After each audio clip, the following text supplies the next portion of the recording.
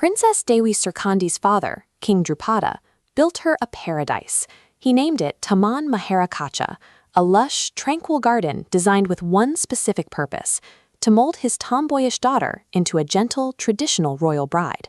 But Srikandi had exactly zero interest in domestic life.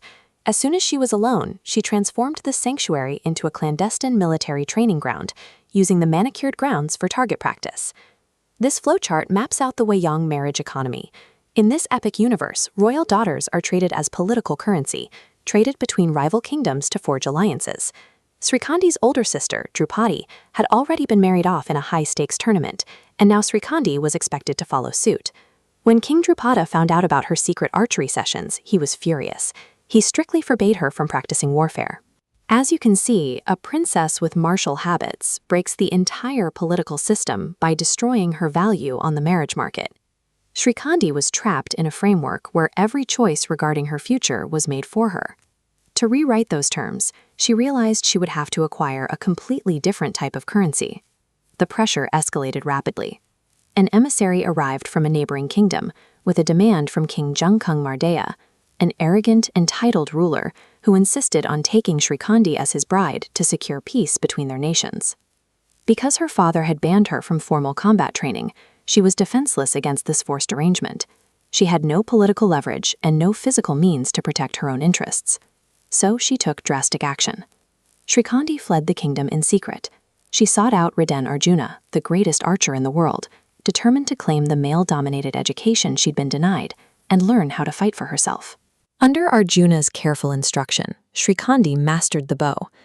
Over 3 months of intense training side by side, their teacher-student dynamic deepened, and the two fell in love. But the secret didn't last. Srikandi's older sister, Drupadi, tracked her down and caught the couple embracing. Furious, Drupadi slapped her sister across the face and publicly degraded her as a cheap woman trying to steal someone else's husband. This represents Harga Diri, personal honor. Srikandi built her self-worth through archery, but Drupadi's shaming stripped her of royal dignity in a single blow. The weight of this left her shattered. Srikandi wandered the wilderness, losing all connection to her former identity. In the wayang mythos, honor functions as a literal psychological anchor. Bankrupting a royal's pride doesn't just damage their reputation, it can result in a total loss of their identity and mental stability. Fortunately, Srikandi's brother managed to track her down in the forest. He helped her recover her sanity and brought her home, only to find the arrogant King Jungkungmardeya waiting at the palace, demanding to claim his bride. Srikandi refused to submit. Instead, she issued an ultimatum of her own. To win her hand in marriage, the king would have to defeat her in a lethal, high-stakes archery duel. The king accepted, firing his arrow directly at her. But Srikandi released her own shot with perfect precision. Her arrow split the king's weapon right down the middle in midair, continued its trajectory, and pierced him in the neck. Taking down the king saved Srikandi from a forced marriage and proved she could defend herself against any challenger. In one strike, she demonstrated that her worth was no longer tied to her status as a bride, but to her skill as a warrior. Word of her victory spread, and soon after, Arjuna's first wife, Dewi Sumbadra, arrived at Srikandi's palace. She came not in anger, but to formally propose marriage to Srikandi on Arjuna's behalf. Even though Srikandi loved Arjuna, she refused to simply say yes. The trauma of being branded a cheap woman by her sister lingered. She would not accept the marriage until she proved she could stand among Arjuna's family as an equal.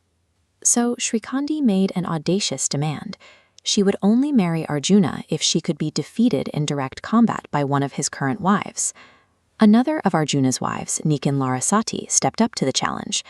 They engaged in an intense archery duel, which culminated when Larasati fired an arrow straight through a tiny bird's egg without knocking it off its wooden post.